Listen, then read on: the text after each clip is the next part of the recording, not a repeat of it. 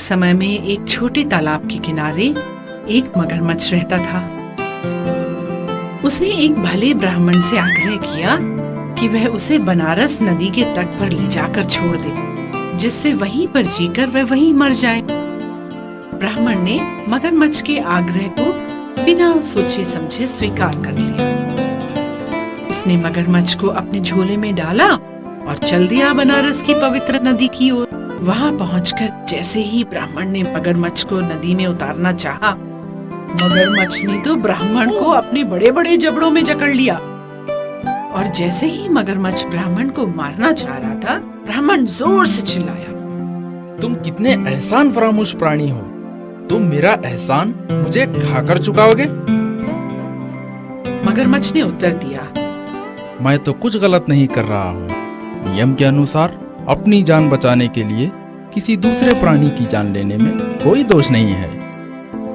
मैं आपसे सहमत नहीं हूँ। ब्राह्मण ने जोर देकर कहा। आखिर में यह तय हुआ कि वह ऐसे 3 न्यायाधीशों के पास जाकर न्याय मांगेंगे जो पक्षपात न करते हो। दोनों अब आम के पेड़ के पास पहुंचे। पूरी कहानी सुनने के बाद आम के पेड़ ने लंबी सांस भरी और बोला, इंसान हमारे पेड़ से फल खाते हैं, हमारी छाया का लाभ उठाते हैं और फिर जरूरत न होने पर हमें उखाड़ कर फेंक देते हैं। आम के पेड़ ने जो मगरमच्छ कर रहा था उसको सही माना। अब दोनों मिलकर एक बूढ़ी गाय के पास पहुंचे।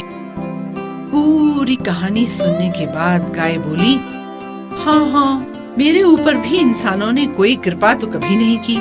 वह मेरा दूध पीते हैं और जब पाते हैं कि मैं किसी काम की नहीं रही, मुझे कोई नहीं पूछता। अब दोनों को तीसरे न्यायाधीश का इंतजार था। ब्राह्मण और मगरमच्छ एक लोमड़ी के पास पहुंचे, परंतु अपना निर्णय देने से पहले वह बुद्धिमान लोमड़ी बोली, पहले आप लोग मुझे यह तो दिखाओ कि आप दोनों ने अपनी यात्रा कैसे की। यह सुनते ही बिना किसी भय के मगरमच्छ ब्राह्मण के झोले में वापस घुस गया।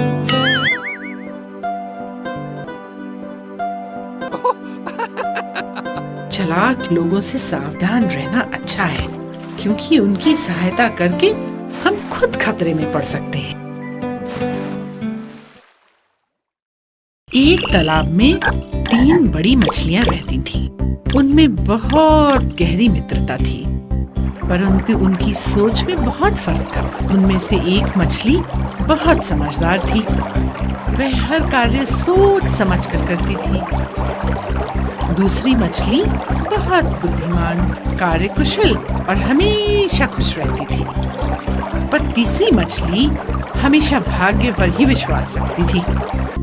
एक दिन समझदार मछली ने कुछ मछुआरों को झील के तट पर बातें करते सुना।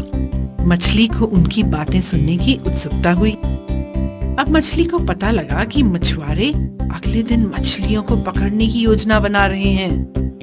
वह मछली भाग कर गई और उसने मछुआरों की योजना के बारे में अपने सब साथियों को बता दिया। समझदार मछली ने सुझाव दिया, चलो हम सब इस झील को छोड़कर कहीं दूसरी झील में चले जाते हैं। यहीं पास में झील में एक नाला भी है जो हमें दूसरी झील तक ले जा सकता है। वहाँ हम सब सुरक्षित हो जाएंगे। मुझे नहीं लगता कि हमें यह झील छोड़कर जाना चाहिए, बुद्धिमान मछली ने कहा। इससे अच्छा तो हम कोई और उपाय सोचें कि हम अपने आप को कैसे बचाएं जब मछुआरे हमें पकड़ने आए। तीसरी मछली ने सोचा, जो भी भाग्य में लिखा है वो तो होकर ही रहेगा, इसलिए चिंता करने की जरूरत नहीं है। हमेशा की तरह उसने सब कुछ भाग्य पर छोड़ दिया। समझदार मछली कोई खतरा मोल नहीं लेना चाहती थी। उसने तुरंत उस झील को छोड़ दिया। अब सिर्फ 2 मछलियां इस झील में रह गईं। अगले दिन मछुआरों ने झील में जाल फेंका। 2 मछलियां जो झील में छूट गई थी, जाल में फंस गईं। बुद्धिमान मछली ने तुरंत अपने आप को बचाने का उपाय सोच लिया। उसने मरा होने का नाटक किया। मछुआरों ने इस मछली को मरा समझकर जाल में से निकालकर बाहर फेंक दिया। इस तरह मछली धीरे धीरे झील में पहुंच गई और उसने अपनी जान बचाई। तीसरी मछली, जो केवल अपने भाग्य पर विश्वास करती थी, ऊपर नीचे उछलती रही और इस खतरे से बचने का कोई उपाय न सोच पाई। इसलिए उसके भाग्य में तो मरना ही लिखा था बच्चों। भाग्य के सहारे सब कुछ छोड़ना मूर्खता है। गाने वाला गधा। बहुत समय पहले एक गांव में एक धोबी के पास एक बूढ़ा और एक कमजोर गधा था। दिन के समय धोबी उस गधे से पूरा काम लेता, पर रात को वह उसे खुला छोड़ देता था।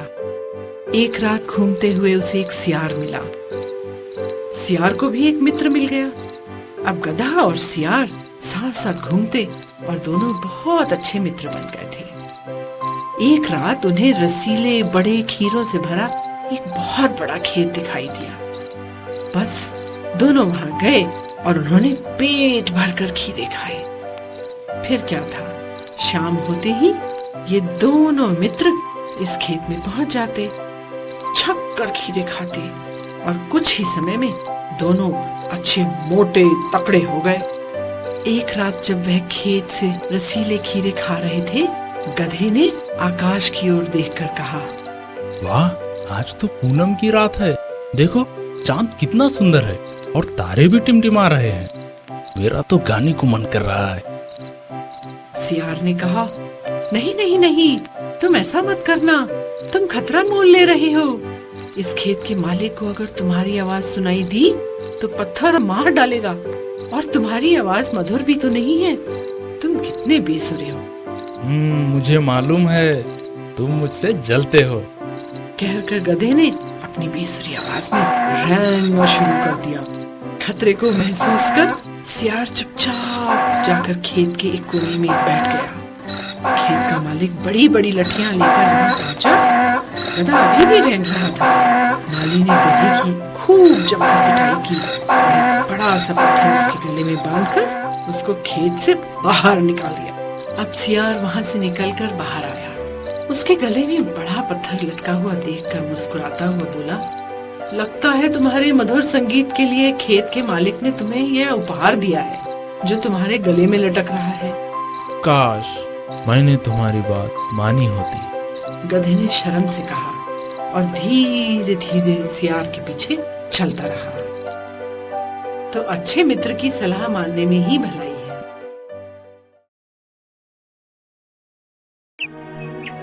एक बार की बात है, दो जंगली बत्तख और एक कछुआ जंगल के एक तालाब में रहते थे।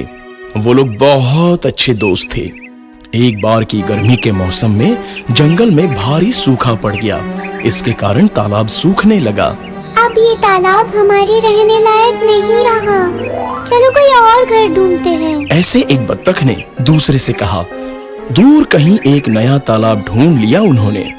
फिर वो लोग अपने पुराने दोस्त कछुए को मिलने के लिए गए। कछुआ अपने दोस्तों से मिलकर बहुत ही खुश हुआ।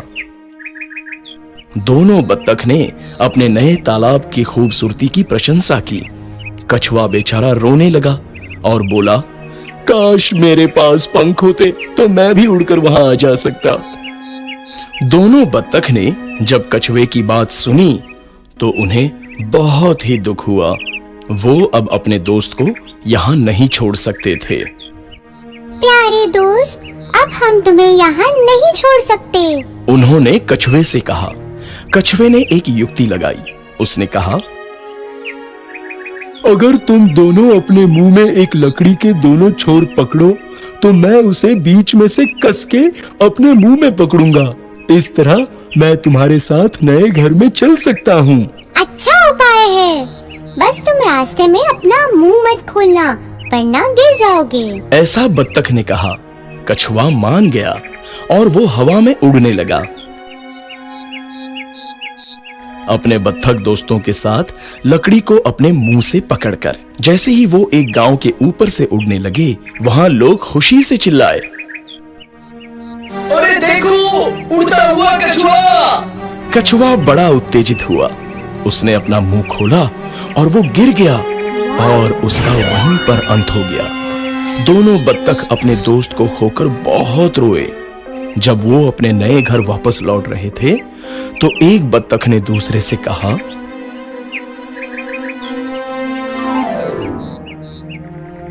बेचारा कछुआ, उसे अपना मुंह बंद रखना चाहिए था। कभी कभी बात ना करना फायदेमंद होता है।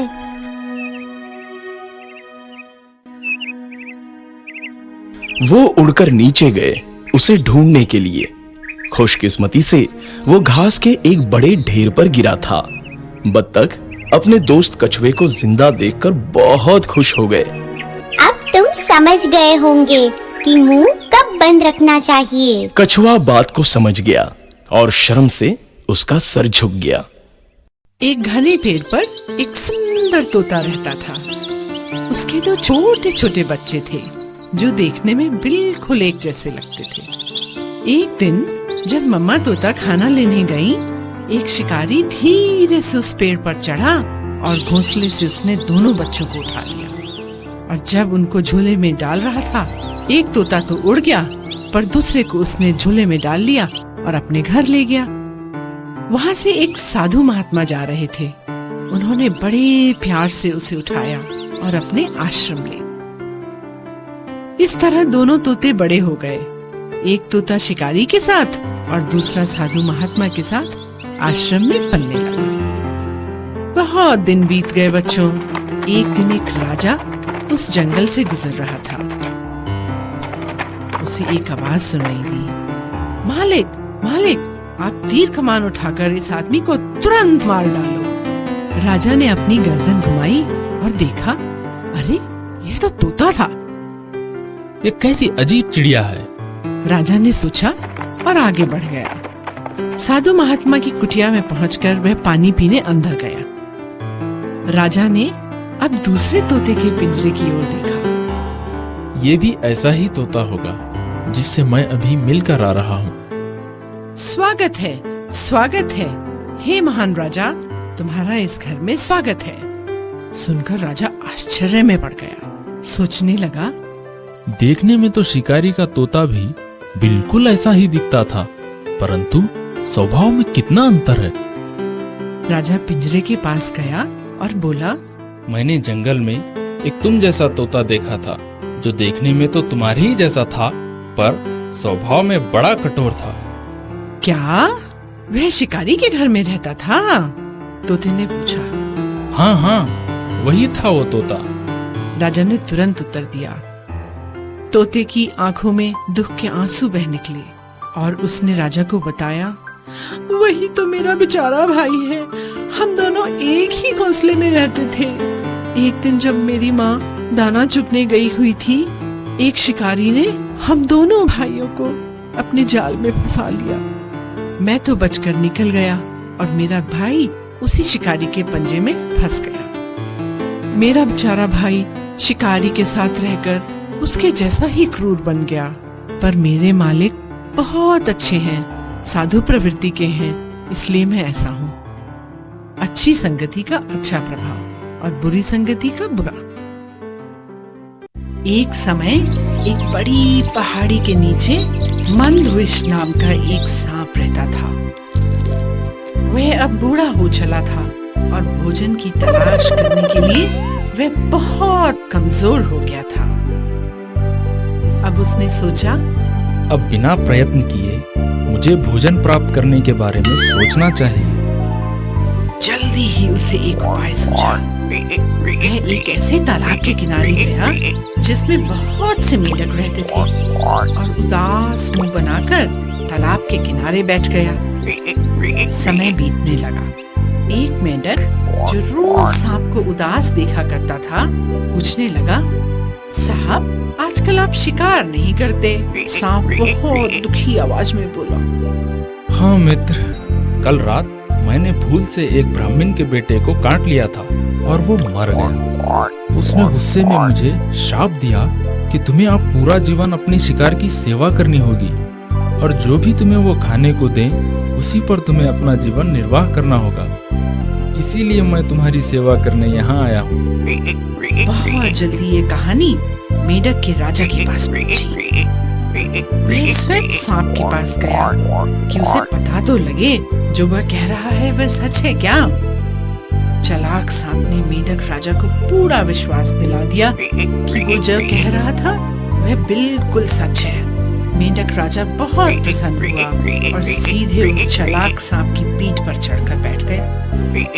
यह देखकर बाकी मेंढक भी अपने राजा की तरह अपनी खुशी जाहिर करने लगे और सांप को अपनी सफलता पर खुशी का ठिकाना न रहा। अगले दिन सांप मेंढक को अपनी पीठ पर बिठाकर धीरे धीरे टहलने लगा। तो एक मेंढक ने आगे आकर सांप से पूछा, मित्र, तुम पहले की तरह तेज क्यों नहीं चलते? मेरे पास खाने को कुछ नहीं है। चालाक सांप ने उदास होकर जवाब दिया, मैं तेज चलने में बहुत कमजोरी महसूस कर रहा हूँ। ठीक है, तो सबसे छोटा मेंढक जो तुम्हारी पूंछ पर पड़ा है तुम उसे खा सकते हो। मेंढकों के राजा ने कहा।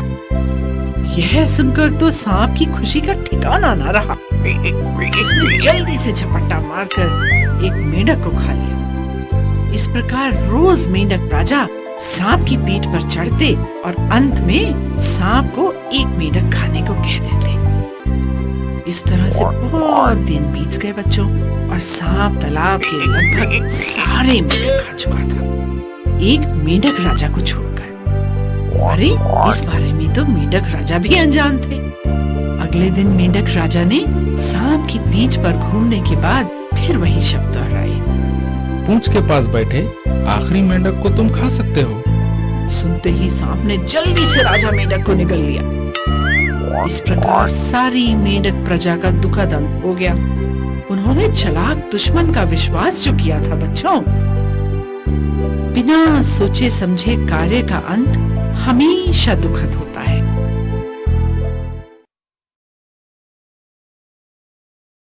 एक समय में एक बूढ़ा शेर एक जंगल में रहता था।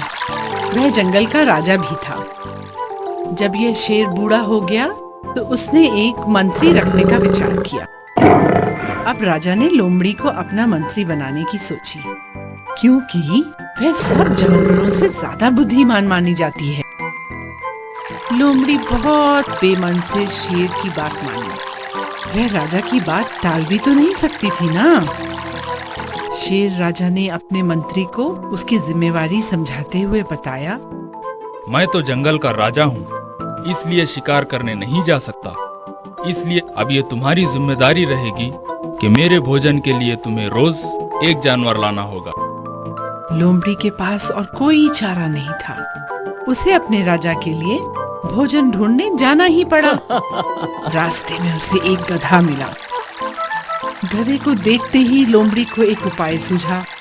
लोमड़ी ने गधे को किसी तरह से शेर महाराज का मंत्री बनने के लिए मना लिया। शेर तो पहले से ही भूखा खाने के इंतजार में बैठा था।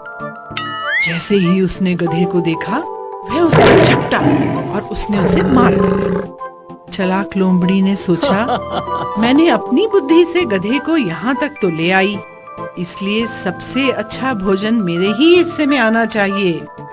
जैसे ही शेर भोजन खाने बैठा, लोमड़ी बड़े मधुर स्वर में बोली, महाराज, आप बहुत थके हुए लगते हैं। आप भोजन से पहले स्नान कर लें तो भोजन का आनंद दुगना हो जाएगा। शेर ने लोमड़ी की सलाह मानी और वह स्नान करने चला गया। लोमड़ी ने मौके का फायदा उठाया और गधे का दिमाग, जो सबसे अच्छा भोजन था, वह जल्दी जल्दी खा लिया। शेर राजा स्नान करके लौटे, भोजन करने बैठे तो पाया कि गधे का दिमाग तो वहां था ही नहीं। शेर ने प्रश्न भरी नजरों से लोमड़ी की ओर देखा। चालाक लोमड़ी ने हंसते हुए कहा, अगर गधे का दिमाग होता तो वह आपका मंत्री बनना क्यों स्वीकार करता? सोच समझकर कार्य किया जाए तो सदा सफल होता है। एक जंगल में चिड़ियों का एक झुंड रहता था। वह भोजन की खोज में रोज दूर उड़कर जाया करती थी। खाने की खोज में वह भूखी और थकी बहुत दूर निकल गई। रास्ते में उन्हें बरगद के पेड़ के नीचे कुछ चावल बिखरे मिले। भूखी तो चिड़िया थी ही, उन्होंने प्रसन्नता से जल्दी जल्दी चावल खाने शुरू किए। अचानक उन्हें आभास हुआ वह तो जाल में फंस गई हैं। अब तो वह हिल भी नहीं सकती। अब चिड़ियों की मुखिया को एक उपाय सूझा। उसने सब चिड़ियों को बुलाकर कहा, चलो हम एक साथ जाल को लेकर उड़ चलें, नहीं तो हम सब खतरे में पड़ सकती हैं। सभी चिड़ियों ने मुखिया का समर्थन किया और जाल सहित एक ही दिशा में उड़ने लगी। शिकारी को यह अद्भुत नजारा देखकर बहुत आश्चर्य हुआ। चिड़िया आकाश में उसके जाल सहित उड़ी चली जा रही थीं। शिकारी उनके पीछे भागा, पर चिड़िया ऊंची और ऊंची उड़ती चली गई। वह नदी और पहाड़ों को पार करती हुई एक पहाड़ी पर पहुंची। चिड़ियों के मुखिया ने अपने मित्रों को सहायता के लिए पुकारा और बच्चों, एक छेद से एक चूहा तुरंत बाहर आ गया। प्रिय मित्र, क्या मैं तुम्हारी कुछ सहायता कर सकता हूँ? देखो, हम सब एक साथ इस जाल में फंस गए हैं। एक आप ही हैं जो हमारी सहायता कर सकते हैं। चिड़ियों की मुखिया ने बड़ी नम्रता से चूहे से प्रार्थना की। हाँ हाँ, अवश्य, मुझे तुम्हारी सहायता करने में बहुत प्रसन्नता होगी। सबसे पहले मैं तुम्हें बाहर निकालता हूँ। चूहे ने बड़े प्यार से मुखिया से कहा। नहीं नहीं नहीं चूहे भाई, तुम पहले मेरे मित्रों को बाहर निकालो, चिड़ियों के मुखिया ने कहा। चिड़ियों के मुखिया का यह स्नेह देखकर चूहा बहुत प्रसन्न हुआ। उसने तुरंत अपने पैने दांतों से जाल को काटकर सारी चिड़ियों को रिहा कर दिया। सभी चिड़ियों ने अपने मुखिया सहित चूहे को सच्चे मन से धन्यवाद दिया और अपने घोंसले की तरफ उड़ने लगी। एकता की शक्ति कितनी महान है। बातें करने वाली गुफा। बहुत समय पहले एक घने जंगल में एक शेर रहता था। हाँ, वही तो जंगल का राजा भी था। जंगल के सभी जानवर इस राजा से बहुत डरते थे। एक दिन भोजन की खोज में शेर जंगल की एक गुफा में पहुंचा, पर वहां तो कोई नहीं था। इस गुफा में जरूर कोई रहता होगा। मैं उसके आने का इंतजार करूंगा। अब तो मैं स्वादिष्ट भोजन खाकर ही यहाँ से जाऊंगा। शाम को सियार गुफा का मालिक वापस आया। शेर के पंजों के निशान अपनी गुफा के सामने देखकर सियार बहुत हैरान हुआ। अब वह होशियार हो गया। अगर मैं अंदर गया तो खतरा हो सकता है, पर पता कैसे लगाया जाए कि शेर अंदर है या नहीं? सियार सोचने लगा और बच्चों, उसे एक उपाय सूझा। सियार जोर से चिल्लाया, हे गुफा! अरे, मेरा भोजन आ गया। सियार की आवाज सुनकर शेर चौंकन्ना हो गया, पर चुप ही रहा, कुछ नहीं बोला। सियार ने दोबारा गुफा को बुलाया, हे गुफा, आज तुम चुप क्यों हो? शेर को यह सुनकर बहुत आश्चर्य हुआ, पर वह चुप ही रहा। सियार ने फिर कहा, हे गुफा, रोज तो तुम मेरे आने पे मेरा स्वागत करती हो, आज तुम्हें क्या हो गया? क्या तुम नाराज हो? अगर तुम न बोली तो मैं वापस चला जाऊंगा। अब शेर ने सोचा, अगर अब भी मैं जवाब न दिया तो मेरा रात्रि का भोजन हाथ से निकल जाएगा। शायद गुफा मुझसे डरकर अपने मालिक को जवाब नहीं दे रही होगी। अब मैं ही गुफा की तरफ से उत्तर दूंगा और सियार को अंदर बुलाऊंगा। जैसे ही शेर ने दहाड़ मारने के लिए मुंह खोला, सियार वहां से भाग निकला। छोटी सी समझदारी और बचाई जान प्यारी। बहुत समय पहले यमुना नदी के किनारे एक चतुर बंदर रहता था। वही नदी के एक तट पर मगरमच्छ की एक जोड़ी रहती थी, जो इस बंदर को रोज रसीले फल खाते हुए देखती थी। एक दिन मगरमच्छ की पत्नी ने अपने पति से कहा, यह बंदर रोज पेड़ से मीठे रसीले फल खाता है, इसका दिल खाने में कितना स्वाद होगा। क्या आप मेरे लिए उसका दिल ला देंगे? ऐसा कैसे हो सकता है? पति मगरमच्छ ने आश्चर्य से कहा, वो तो पेड़ पर रहता है, मैं तो पेड़ पर चढ़ नहीं सकता। बुद्धू, तुम कभी अपनी बुद्धि का इस्तेमाल स्वयं नहीं कर सकते। मेरे पास एक योजना है, तुम मेरी बात आकर ध्यान से सुनो। बस बच्चों, दोनों पति पत्नी ने अपनी ओर से एक योजना बनाई और पति मगरमच्छ जा पहुंचा बंदर के पास और बड़ी नम्रता से बोला, क्या आप मुझे भी कुछ मीठे रसीले फल दे सकते हैं? बंदर ने तुरंत कुछ अच्छे बढ़िया फल मगरमच्छ को दे दिए। मगरमच्छ ने फल खाए और बोला, ये फल तो उतने मीठे नहीं हैं, जितने मीठे फल मैंने नदी के उस पार खाए थे। मेरी समझ से वो फल सबसे मीठे फल हैं। अब बंदर सोच में पड़ गया और बोला, मैं वहाँ जाना तो चाहता हूँ, परंतु ना तो मैं उतना ऊंचा कूद सकता हूँ और ना ही मुझे तैरना आता है। बस मगरमच्छ तो यही चाहता था। बोला, तुम्हें इसकी चिंता करने की आवश्यकता नहीं है, तुम बस मेरी पीठ पर बैठ जाओ, मैं तुम्हें नदी के उस पार ले चलूंगा। बंदर खुशी से मगरमच्छ की पीठ पर बैठ गया। जब मगरमच्छ नदी के बीच में पहुंचा तो बच्चों वह नीचे और नीचे की तरफ बढ़ने लगा। बंदर डर के मारे चिल्लाया, आप इतना नीचे क्यों तैर रहे हैं? प्रिय मित्र, मेरी पत्नी ने तुम्हारा हृदय खाने की इच्छा प्रकट की है, इसीलिए मैं तुम्हें अपनी पत्नी के पास ले जा रहा हूँ। बंदर बहुत जोर से हंसा।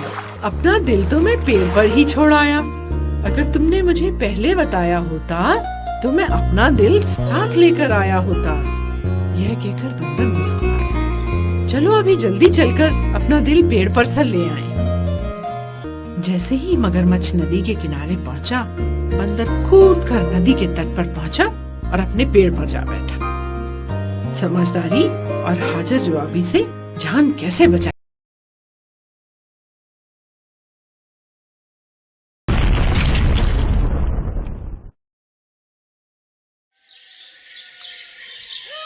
वर्षा की छोटी ननद अंजलि की शादी भी गाजियाबाद में ही हुई थी। अंजलि अक्सर मायके आती रहती थी। अंजलि वैसे तो स्वभाव की ठीक थी, पर अपने मुंह मियां मिट्ठू बनना उसकी आदत में शामिल था। खासकर वो वर्षा के सामने खुद की बहुत तारीफ करती थी। ऐसे ही एक दिन घूमते हुए अंजलि अपने मायके पूछी, माँ कहाँ हो? अरे कोई है भी घर में या नहीं? नमस्ते भाभी, कैसी हो? और माँ कहाँ है? वो खाटू श्याम जी बस जा रही थी तो माँ जी दर्शन के लिए गई हैं। 2-3 दिन बाद आएंगी। तुम बैठो, मैं तुम्हारे लिए चाय बनाकर लाती हूँ। ठीक है भाभी। वैसे मैं तो माँ को ये पर्स दिखाने लाई थी। मैंने ऑनलाइन 350 रुपए का मंगवाया है, पर बाजार में तो 1200 रुपए का बिक रहा है। देखो मैं कितनी बचत करती हूँ। हाँ, पर्स तो अच्छा लग रहा है। कौन सी साइट से मंगवाया है? कोई नई साइट खुली है, शॉपिंग की बहुत अच्छे अच्छे ब्रांड है और सस्ते भी। रुको मैं अभी दिखाती हूँ। अरे मेरे फोन में तो नेट ही नहीं चल रहा। चलो कोई नहीं, फिर किसी दिन दिखाऊंगी। वर्षा भी अंजलि से बात कर ही रही थी कि तभी अंजलि का फोन बज जाता है। अरे ये किसका फोन है? एक सेकंड भाभी। हेलो जी, मेरा नाम अंजलि है। यस, हाँ जी, मैंने 1 हफ्ता पहले ऑर्डर किया था।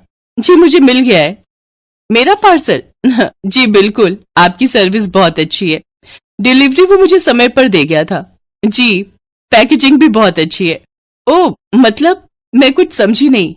क्या 8 लाख की कार? क्या आप सच कह रहे हैं? अच्छा, आपकी साइट से मैंने जो पर्स खरीदा है उसके लिए मेरा एक लकी ड्रॉ निकला है। Okay okay. क्या हुआ अंजलि, किसका फोन था? वर्षा भाभी, आपको पता है मैंने जो ये ऑनलाइन पर्स मंगवाया है एक नई साइट से, उस साइट पर मेरा लकी ड्रॉ निकला है। वो हुआ ये कि जो इनकी नई साइट से अगर शॉपिंग करते हैं तो ये उनमें से लकी ड्रॉ सेलेक्ट करेंगे, तो उसमें मेरा नाम भी आया है। बस अब थोड़ी देर में वो रिजल्ट्स बता देंगे और मैं कार जीत जाऊं। काश, कितना अच्छा होगा। मेरी नई कार होगी मेरे पास, खुद की। कब से मैं आशीष को कह रही थी मुझे कार खरीद कर दे दो, पर वो मेरी सुनते ही नहीं थे। अब जब मैं ये इनाम की कार जीत कर जाऊंगी तब आशीष को दिखाऊंगी, वो भी हैरान रह जाएंगे मेरी नई कार देखकर। पर अंजलि, ऐसा कैसे हो सकता है? 350 के पर्स खरीदने पर 8 लाख का कार का लकी ड्रॉ? मैं कुछ समझ नहीं पा रही हूँ। अरे वर्षा भाभी, अब तो आप तभी समझोगी जब मेरे पास चमचमाती नई कार देखोगी। वैसे मेरे से ये खुशी बर्दाश्त नहीं हो रही है। और प्लीज आशीष भैया को और माँ को अभी इस बारे में कुछ भी पता न चले, क्योंकि मैं आशीष को और बाकी सबको सरप्राइज देना चाहती हूँ। बस मैं तो यही विश कर रही हूँ कि लकी ड्रॉ में मेरा नाम आ जाए और मैं ये कार जीत जाऊं। मेरा नेट नहीं चल रहा है और आपके घर पर वाईफाई राउटर है नहीं, तो मैं ना घर निकलती हूँ। हो सकता है कोई मैसेज वगैरह ना आ जाए उन लोगों का, ठीक है? वर्षा की ननद अंजलि नई कार मिलने की खुशी में वहां रुकी नहीं रही थी। वो तो फटाफट घर चली जाती है। शाम को अंजलि के फोन पर फिर से एक कॉल आता है जिसमें उसे पता चलता है कि वो कार जीतने वाली ऑनलाइन विजेता बन चुकी है।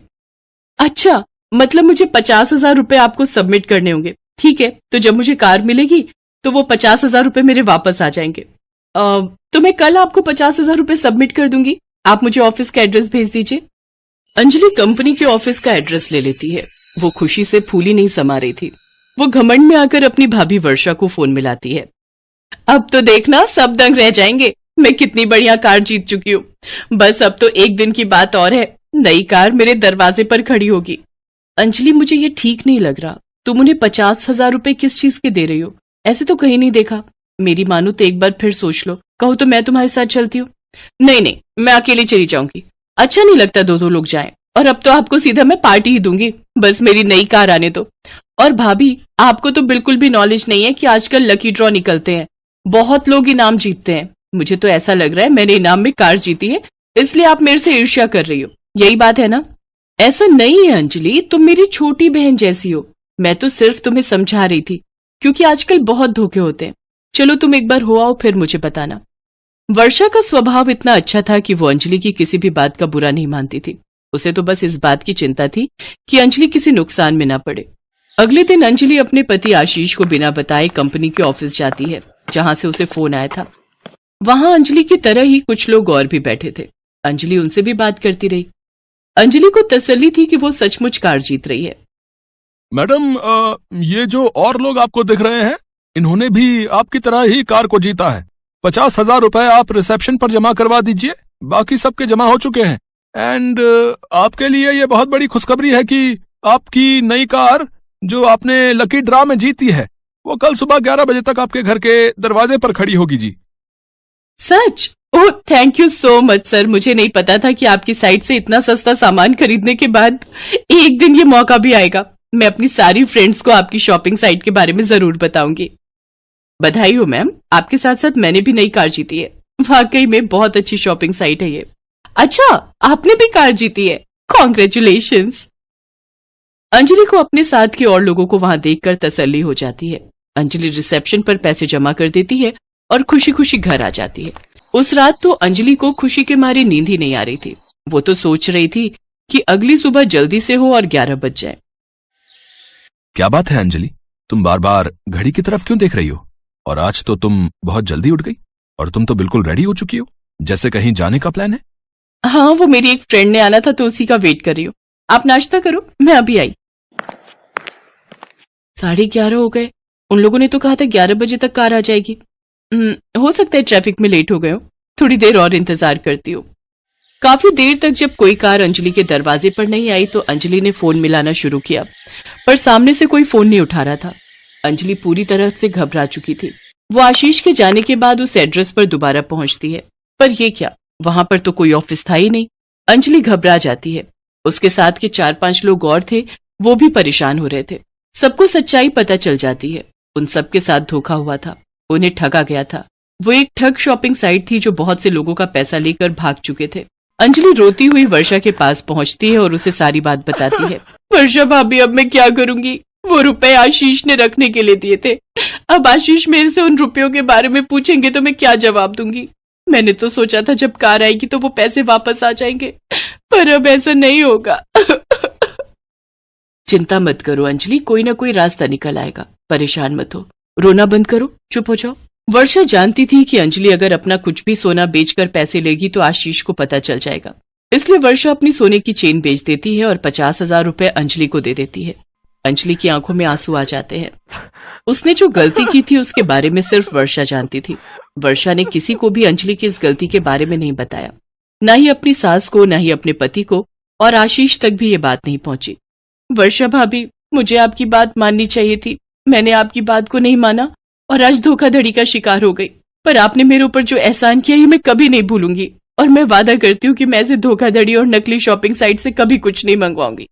मैं हमेशा अच्छी और विश्वासी शॉपिंग साइट से ही ऑर्डर किया करूंगी। अंजलि अपनी भाभी वर्षा से उल्टा बोलने के लिए भी माफी मांगती है और घर आकर रुपए संभाल कर वापस अलमारी में रख देती है। तभी आशीष उसे आवाज लगाता है। अरे वर्षा, तुम्हें पता है टीवी में दिखाया जा रहा है, ये देखो, एक फर्जी शॉपिंग साइट ने कुछ लोगों को नई कार देने का बहाना करके 50,000 रुपए ऐंठ लिए और काफी लोगों को ठग कर भाग गए और उनका कुछ पता ही नहीं चल सका। तुम भी थोड़ा ध्यान रखा करो। मैं कई बार देखता हूँ तुम किसी भी लोकल सोशल शॉपिंग साइट से कुछ भी मंगवा लेती हो। हमेशा बड़ी शॉपिंग साइट से ही सामान मंगवाया करो। आशीष की बात सुनकर अंजलि की आंखें शर्म से झुक जाती हैं, क्योंकि वो भी तो इसी गलत शॉपिंग साइट के द्वारा ठगी गई थी। आज उसकी भाभी वर्षा न होती तो आज वो अपने पति आशीष से नजरें मिलाने के काबिल भी नहीं थी। उस दिन से अंजलि ने कभी भी किसी अनजान शॉपिंग साइट से कुछ नहीं खरीदा। अब वो हमेशा फेमस और अच्छी शॉपिंग साइट से ही शॉपिंग करती थी।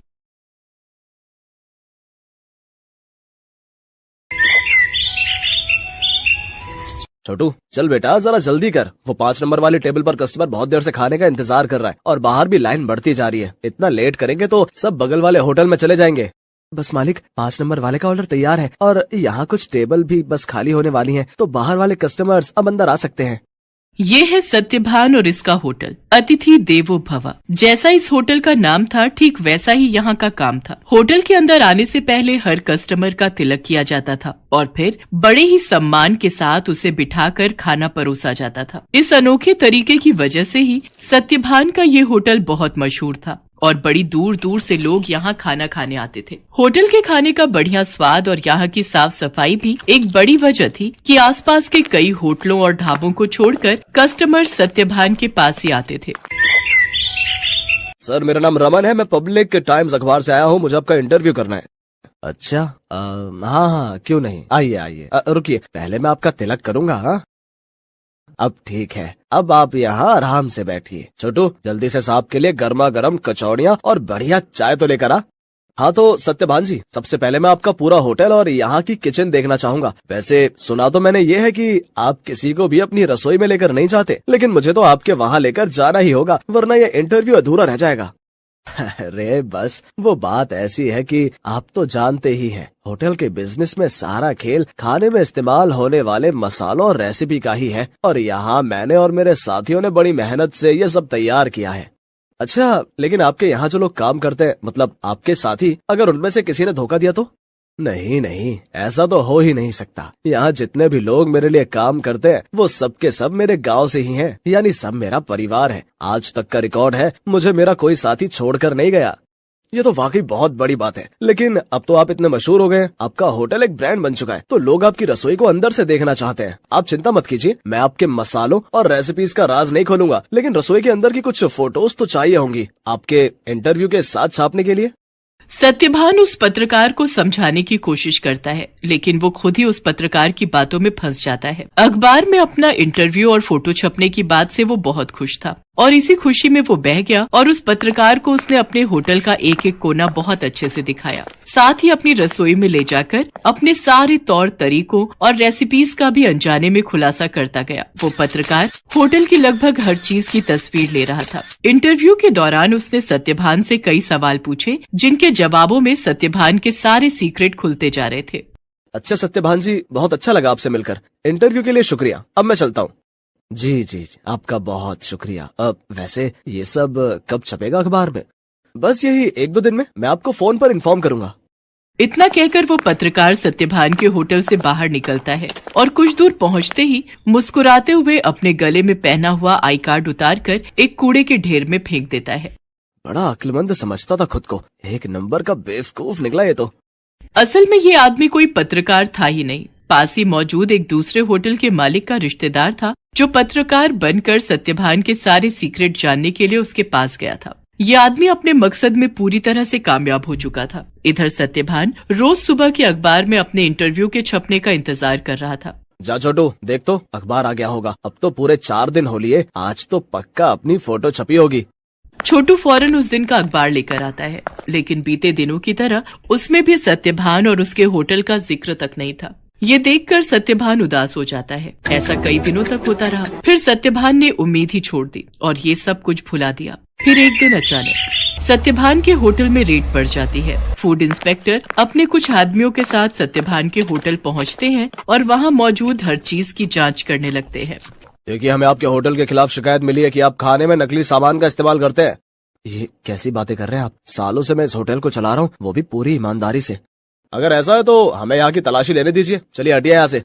पूरी टीम होटल का कोना कोना छानने लगती है। तभी उन्हें किचन के पास एक छोटा सा दरवाजा दिखता है। फूड इंस्पेक्टर खुद इस दरवाजे को खोलकर अंदर जाते हैं तो उन्हें काफी मात्रा में नकली घी, तेल, नकली मसाले जैसी कई चीजें मिलती हैं।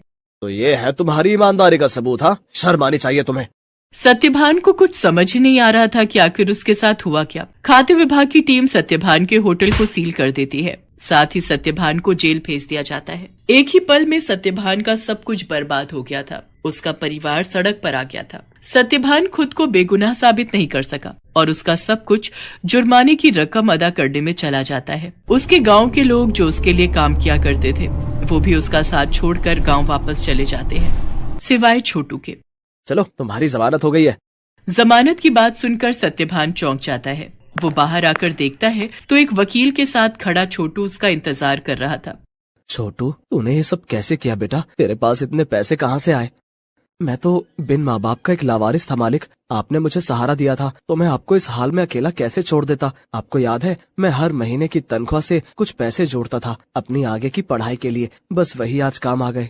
छोटू की बात सुनकर सत्यभान की आंखों में आंसू आ जाते हैं और वो छोटू को गले लगा लेता है। लेकिन अभी भी सब कुछ ठीक नहीं हुआ था। शहर भर में सत्यभान का नाम खराब हो चुका था। इसलिए सत्यभान अपने परिवार और छोटू के साथ शहर छोड़कर अपने गांव चला जाता है। वहाँ बांस के बड़े बड़े जंगल थे जिनके बीचों बीच एक छोटी सी झोपड़ी बनाकर सत्यभान और उसका परिवार रहने लगता है। सत्यभान के पास गुजर बसर के लायक भी पैसे नहीं थे, इसलिए उसे कुछ तो करना ही था। तभी एक दिन उसने गांव के एक बच्चे को एक आधे कटे बांस में कुछ खाते हुए देखा। सत्यभान उस बच्चे के पास गया और उससे बोला, बेटा, ये क्या खा रहे हो?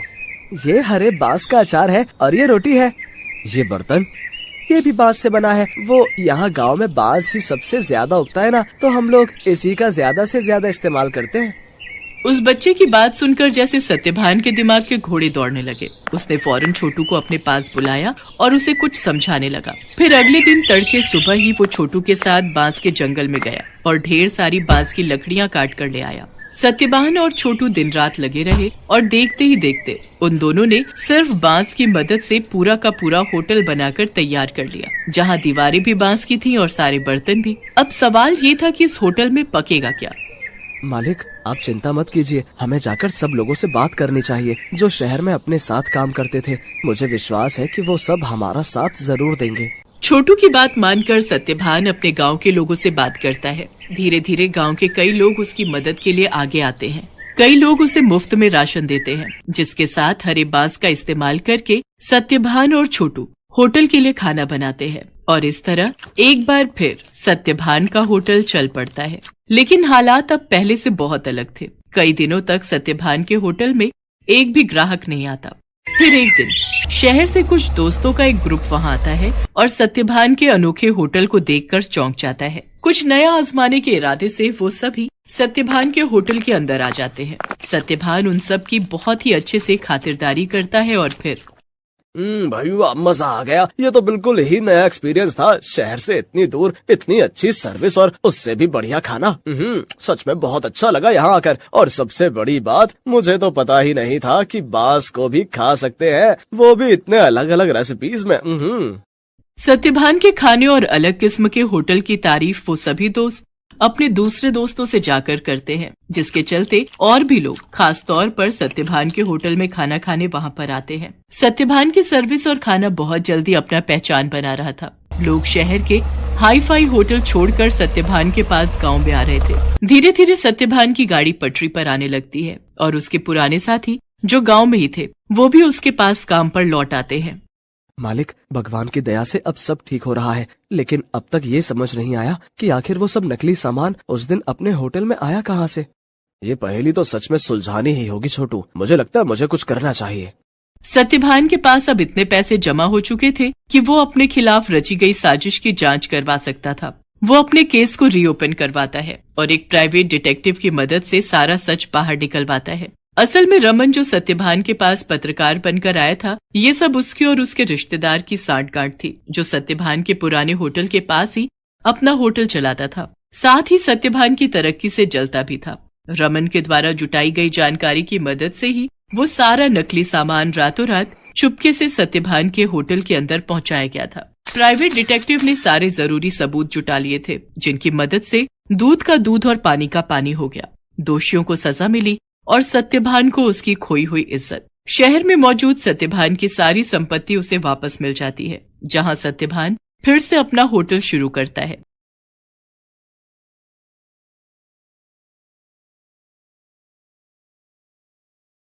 एक बार मीरपुर नाम के एक गांव में रमेश अपनी बेटी के साथ रहता था।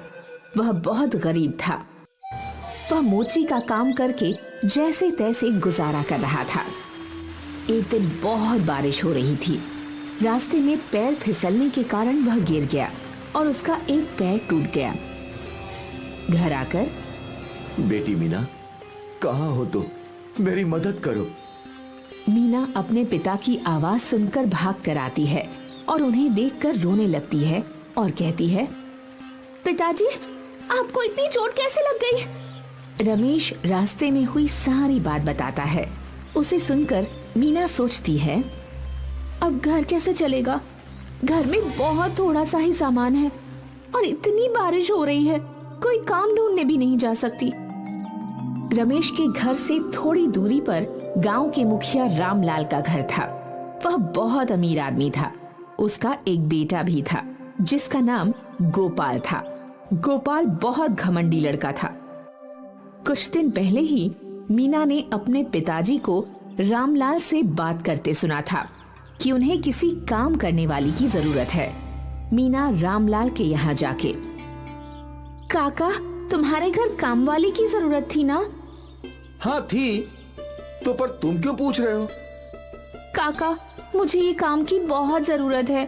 मेरे पिताजी का एक पैर टूट गया है और अब वो काम पर भी नहीं जा सकते हैं। मुझे वो काम वाली का काम दे दो। जितना पैसा आपको ठीक लगे उतना दे देना। रामलाल इस मौके का फायदा उठाना चाहता है और सोचता है, अरे ये तो अच्छा मौका है, कम पैसों में काम वाली मिल गई। अच्छा ठीक है, कल से आ जाना।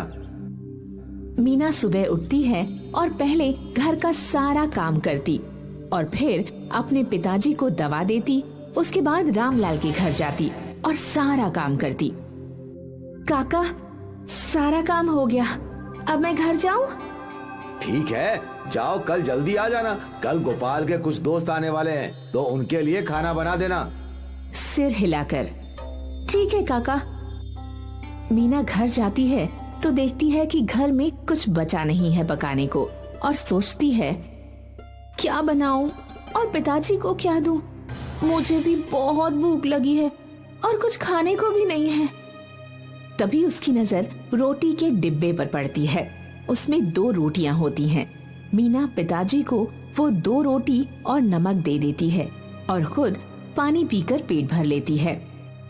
रोटी देखकर, बेटी मीना, तूने कुछ खाया कि नहीं? हाँ पिताजी, मैंने काका के घर पर खा लिया था।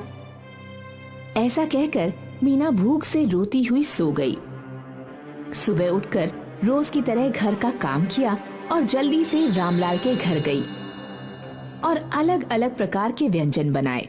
तभी गोपाल वहां आता है और कहता है, अरे ओ मीना, खाना बन गया क्या? जी, खाना बन गया। इतने में गोपाल के दोस्त आ जाते हैं और गोपाल उनके साथ बहुत मस्ती करता है और थोड़ी देर बाद सबको भूख लगती है तो गोपाल मीना को आवाज लगाता है, अरे मीना, खाना लगा दे सबके लिए। जी, अभी लगाती हूँ। ऐसा कहकर मीना तुरंत खाना लगाती है। गोपाल और उसके दोस्त खाना खा लेते हैं। उसके बाद गोपाल मीना को आवाज लगाता है, ये सब ले जा यहाँ से, जो बचा है उसे कुत्ते को दे देना। साहब, एक बात कहूँ, आप सबने कितना सारा खाना बर्बाद कर दिया है। हमें जितनी भूख हो उतना ही खाना प्लेट में लेना चाहिए। खाना बहुत कीमती होता है, हमें इसे ऐसे बर्बाद नहीं करना चाहिए। यह सुनकर गोपाल को बहुत गुस्सा आता है और वो बोलता है, ये सब मेरा है, मुझे कितना खाना है और कितना प्लेट में छोड़ना है ये सब मेरी मर्जी है, समझी? तुझे तो मैं बताता हूँ, पिताजी को आने दे।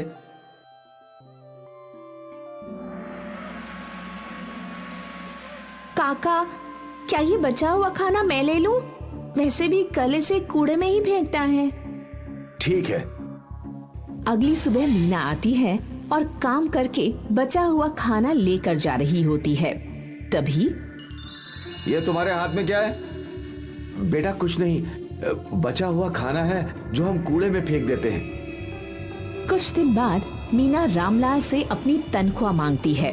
वहाँ खड़ा गोपाल कहता है, कौन सी तनख्वाह? तुम तो रोज यहाँ से इतना सारा खाना ले जाती हो, तो पैसे किस बात के? साहब, वो खाना तो वैसे भी कूड़े में फेंक देते आप। अगर उससे किसी की भूख मिटती है तो भगवान आपका भला करेगा।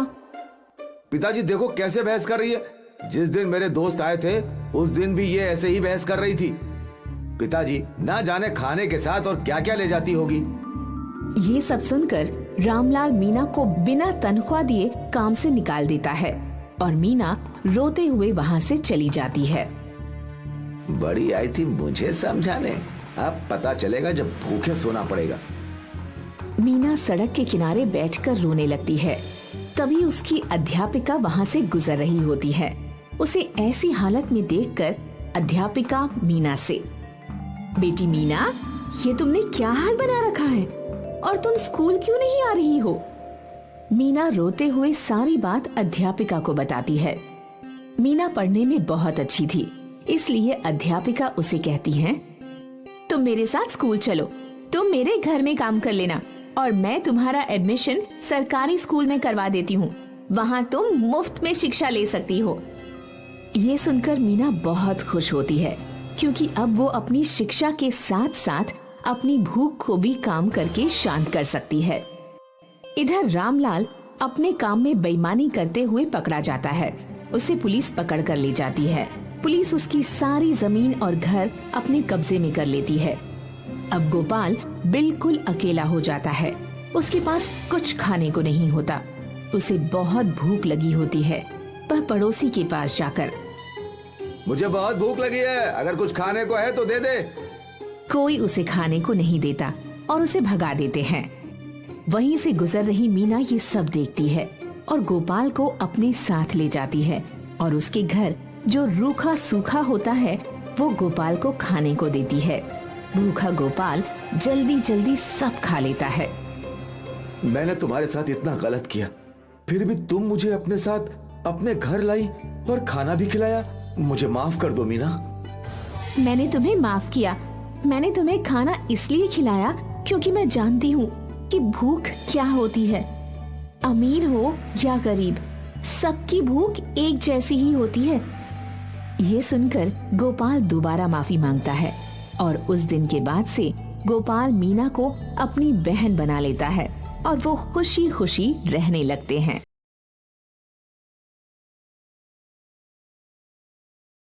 दो रसोई वाली बहू। अरेंज मैरिज में तो माता पिता बेटी की जिस घर में शादी करते हैं उस घर की सारी जानकारी ले लेते हैं, लेकिन जब लड़की करे लव मैरिज तो देखिए क्या होता है। देख साहब, पता है तू और लल्लू बाहर मीट चिकन खाते हैं, किसी को मार कर जान से उसको खाना ठीक नहीं है बहू। माँ जी, ये तो आप लल्लू को ही समझाइए। सास को बहू की बात पर गुस्सा आ जाता है। क्या लल्लू लल्लू कर रही है? अब जो नाम रखा है वही लूंगी ना। आपने मेरे पति का नाम लल्लू रखा है तो लल्लू ही बोलूंगी ना, कल्लू तो नहीं बोलूंगी मैं। हाय रे, कितनी लंबी जुबान है। खैर, लव मैरिज वाली होती ही गलत है, लेकिन सुन ले, मुझे भी सांप का मुंह कुचलना आता है। लल्लू ने तो शादी से पहले सोची ना कि छोटा भाई कल्लू भी बैठा है बिरादरी में। जो पता चल गया कि बड़े भाई ने भागकर शादी कर लिया तो कौन करेगा छोटे से शादी। देखिए माँ जी, अब कोई राजा महाराजा का खानदान तो चल नहीं रहा आपका। क्यों? करोड़ों की जायदाद और आपका वो बड़ा वाला हीरा लगा रानी हार तो नहीं है जिसकी लालच किसी को हो। अरे ले देकर एक घर है, अब क्या कोई देखेगा, छोड़िए। सास को समझ में आ जाता है कि बहू 4 हाथ आगे है। अब बात को सीधा सीधा कर दो। देख बहू, मुझे ज्यादा ना बात सुनने की आदत है ना ही सुनाने की। सीधी सरल बात यह है कि खाना अगर तू नॉनवेज बनाएगी तो उसकी रसोई छत पर, और रोज का वेज खाना यहाँ बनेगा। मतलब 2-2 रसोई? हाँ, और साथ ही साथ दोनों के बर्तन भी अलग होंगे। जिसमें नॉनवेज बनेगा उसमें वेज नहीं बनेगा। मतलब कि मेरा खाना अलग बर्तन में बनेगा, समझी? समझ गई। मतलब नॉनवेज खाना है तो दो दो रसोई। बिल्कुल, नॉनवेज खाना है तो दो दो रसोई। अब लल्लू जी नॉनवेज के शौकीन और सास का तो नॉनवेज से दूर दूर तक कोई लेना देना नहीं। आईपीएल देखो ही नहीं बल्कि अपने ओपिनियन देके काफी प्राइजेस जीतो, वो भी lotus365.in पे। यहाँ बहुत सारे क्वेश्चंस रहेंगे जैसे हु विल विन मैच और हु विल विन टॉस जैसे 50 तरह के। इन क्वेश्चंस में अपने ओपिनियन बता के आप काफी प्राइजेस जीत सकते हो। लोटस 365 पे जाके रजिस्टर कीजिए और पाइए ₹365 का बोनस। यहाँ आपको मिलता है 1-to-1 24 कस्टमर सपोर्ट। यहाँ खेलते हैं 10 मिलियन से ज्यादा यूजर्स। यहाँ क्रिकेट के अलावा 200+ क्वेश्चंस जहाँ आप अपना ओपिनियन दे सकते हैं और जीत सकते हैं अच्छे प्राइजेस। नवाजुद्दीन सिद्दीकी, उर्वशी राउटेला, सुनील शेट्टी, काजल अग्रवाल, नेहा शर्मा ऐसे बड़े बड़े सेलिब्रिटी इनके ब्रांड एम्बेसडर हैं। तो देरी मत कीजिए, डायरेक्ट रजिस्टर कीजिए lotus365.in पे। लिंक कमेंट पिन में दिया है। बड़ी आई जबान चलाने वाली, एक दिन मैं ठीक कर दूंगी इसे।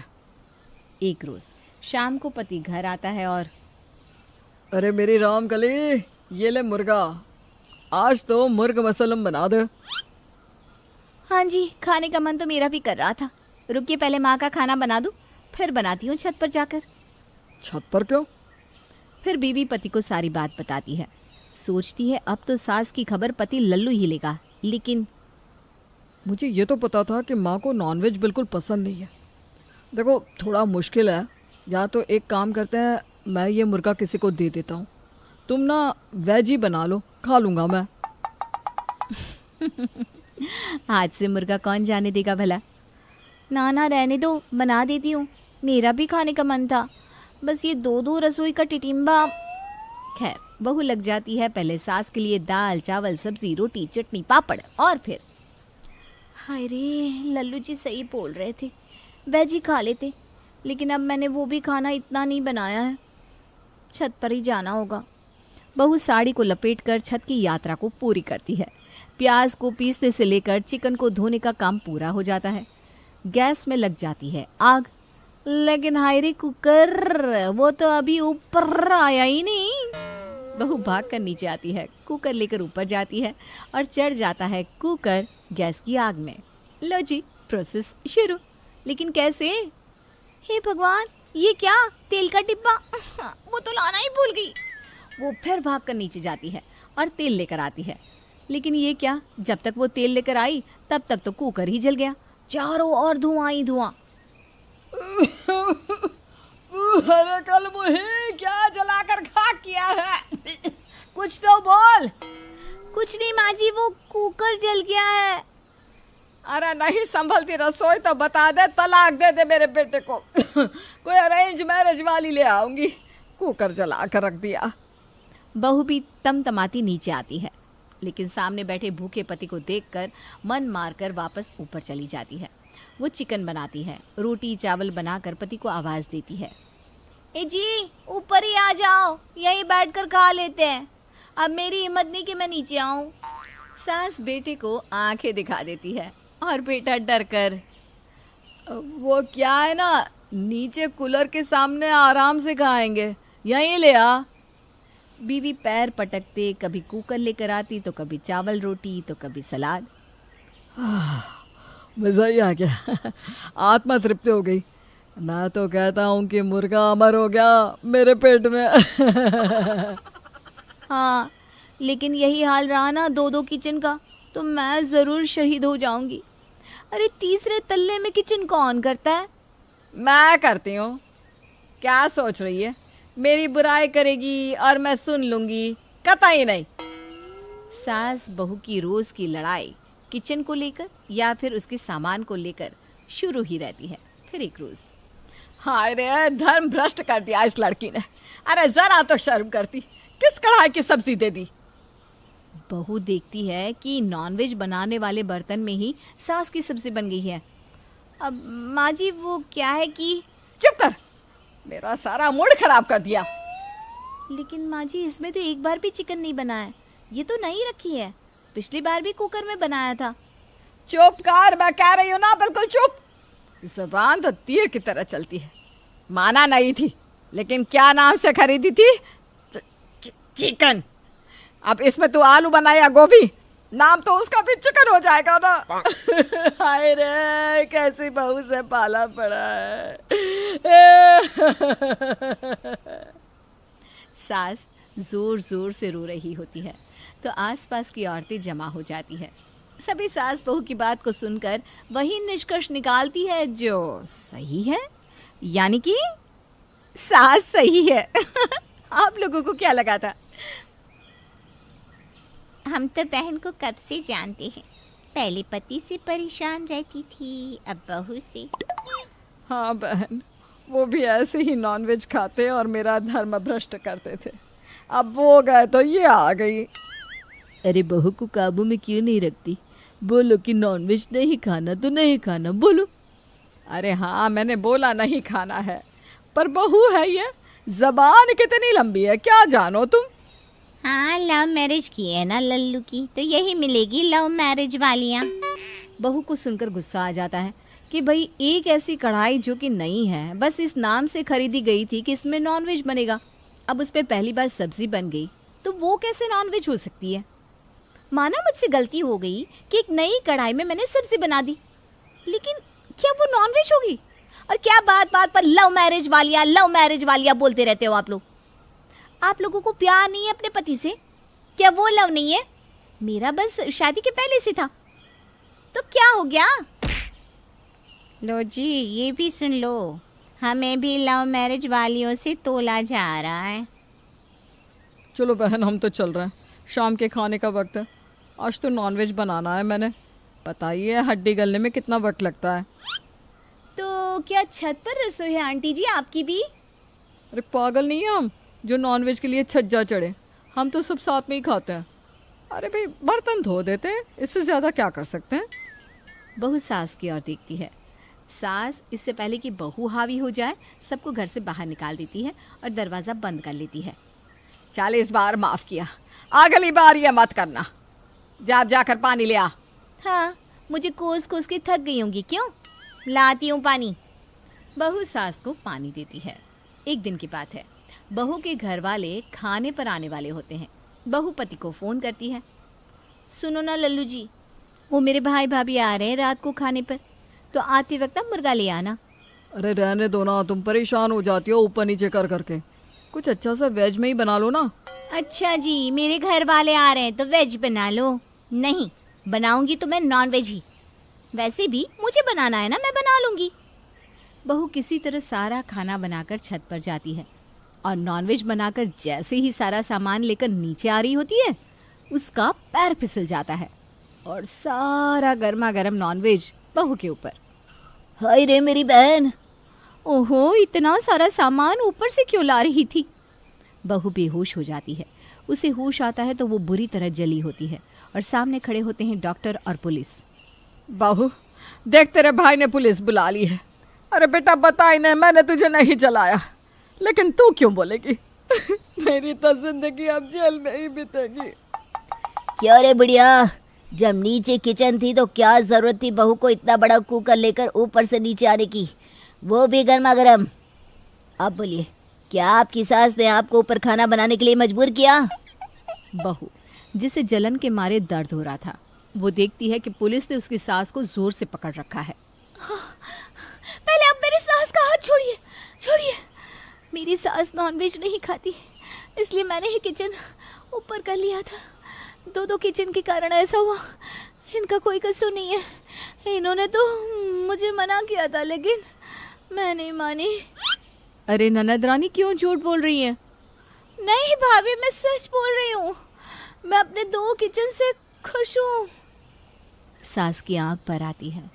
पुलिस और बहू के घर वाले चले जाते हैं। किसी तरह बहू का इलाज होकर वो ठीक हो ही रही होती है कि सास हाथ में थाली लेकर आती है। बहू, ये ले, मैंने तेरे लिए नॉनवेज बनाया है, वो भी अपने हाथ से। और हाँ, नीचे वाले किचन में, क्योंकि किचन अब 2 नहीं 1 ही होगी, लेकिन बर्तन अलग अलग। बहू सास को गले लगा लेती है।